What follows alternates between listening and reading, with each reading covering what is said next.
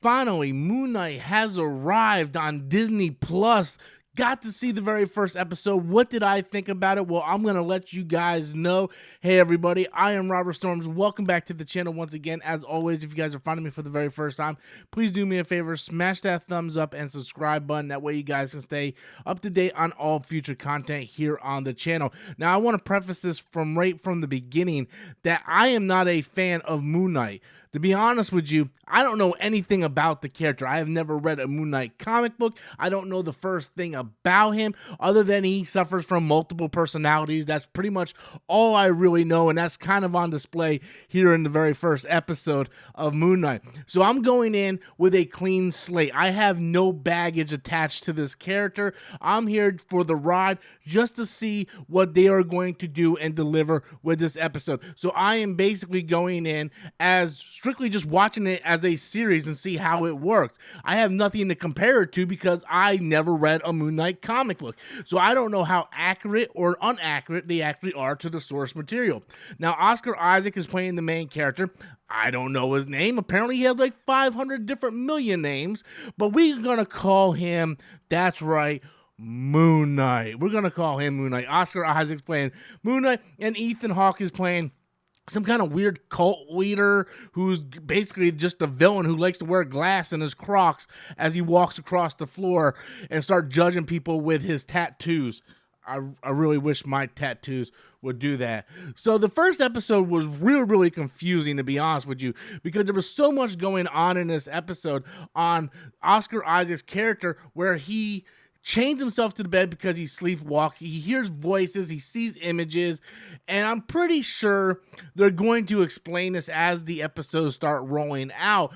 But for a first-time viewer who doesn't really know anything about the character, I was really confused on what was going on.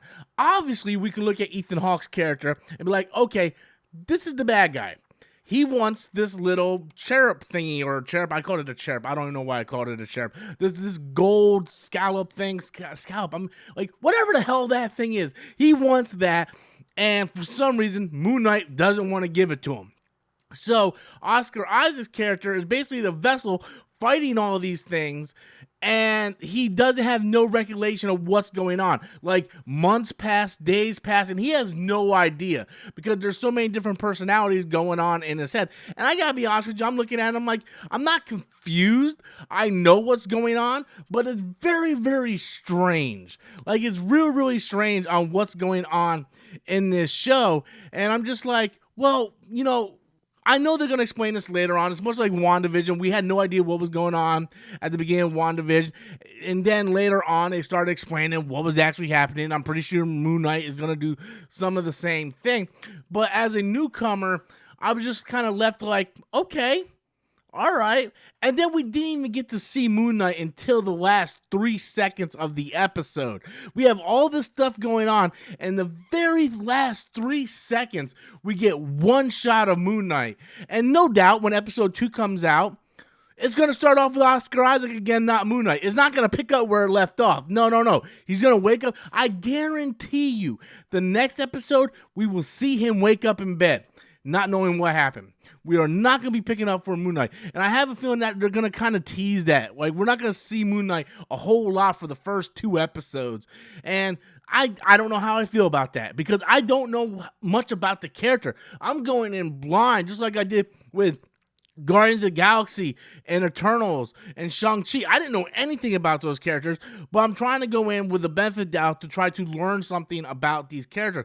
So overall, I thought the first episode of Moon Knight was entertaining. There was a lot of blood, not gore, but blood in this episode, which I was really surprised. But now that we have the Defender Saga on Netflix, I guess we all shouldn't be that surprised. Just goes to show you that you can do stuff PG. It doesn't always have to be a giant gore fest and be rated R. So overall, my first initial impressions of Moon Knight was, it has me intrigued. I am least interested to see what happens next. It wasn't a god-awful episode, but on the same token, I don't think it really did a lot to get newcomers in here saying, hey, this is something you're going to want to watch moving forward.